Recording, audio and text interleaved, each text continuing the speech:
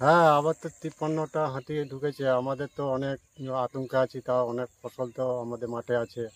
হ্যাঁ, আলু আছে, ধান আছে, এখনো সব মেরামত করতে পারিনি। তাহলে আমাদের ক্ষতি তো হবেই। তা একটু বন দপ্তরে আমাদের এক বিষয়ে একটু দেখুন। মাঠে এখনো ফসল রয়ে গেছে, তো আমাদের আতঙ্কে আছি। তা ফসল কী করে তুলবো সেটাই তো চিন্তা। যদি আবার ক্ষতি করে তাহলে আমাদের কি হবে? তাহলে বন দপ্তর একটু আমাদের দিকটা, চাষির দিকে আমরা খেটে খুটে খাই, চাষবাস করি খাই। আমাদের বন দপ্তর একটু দেখুন আমাদের দিকটা। মাঠে এখনো আলু আছে, ধান আছে। আলু এই বস করেছি। হ্যাঁ, তো আলু এই একটা দুটো ফুটেছে। যদি ওই ভাব হাতি এসে যদি পা দেয়, তাহলে তো আমাদের লোকসান হয়ে যাবে। খাক আর না খাক লোকসান তো হয়ে যাবে একবারে। তারপরে ধান এখনো মাঠে রয়ে গেছে, মাঠে তুলতে পারিনি। তাহলে তো আমাদের সবই তো চলে যাবে। আমরা খেটে খুটে চাষবাস করে আমাদের চাষবাসেরই সংসার।